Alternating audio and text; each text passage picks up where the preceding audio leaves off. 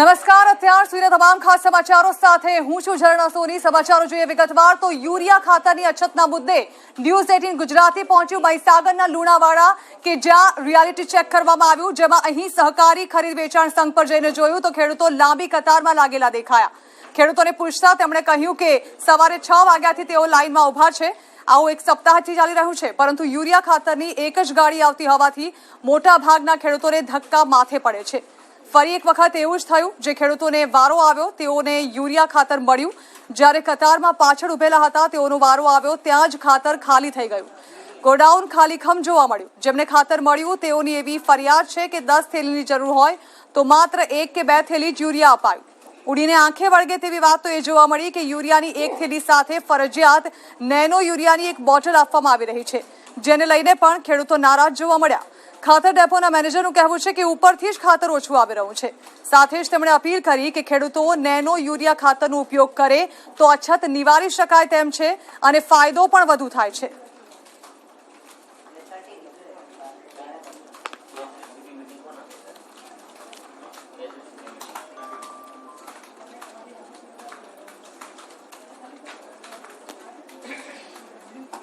વાગ્યાથી આવીએ છીએ અને 7 વાગે લાઈનમાં લાગી જઈએ છીએ।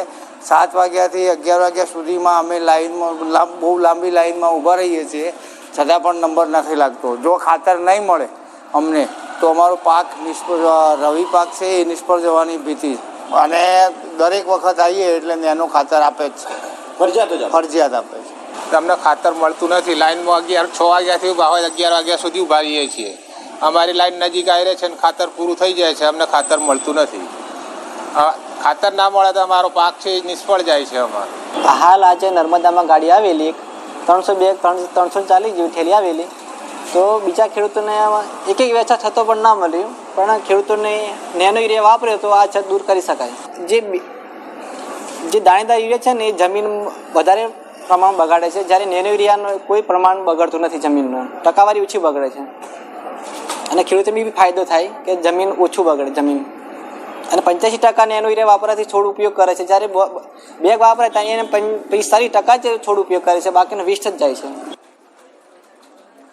ડાંગર, બાજરી અને મકાઈની ટેકાના ભાવે ખરીદી કરવામાં આવી, પરંતુ મકાઈનો જે ટેકાનો ભાવ મળી રહ્યો હતો તેનાથી ખેડૂતો નાખુશ હતા, કારણ કે મકાઈનો પૂરતો ટેકાનો ભાવ ન મળતા હોવાના આક્ષેપ ખેડૂતો દ્વારા કરાયા।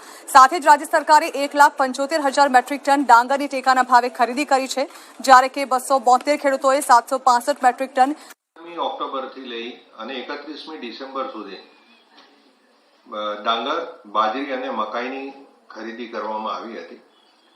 જે પૈકી ડાંગરની અંદર ખૂબ સારો રિસ્પોન્સ મળ્યો છે અને અત્યાર સુધીમાં રેકોર્ડ બ્રેક ડાંગર ખરીદી છે 1,75,000 મેટ્રિક ટન, એટલે કે 360 કરોડ રૂપિયાની આપણે ડાંગર ખરીદી છે।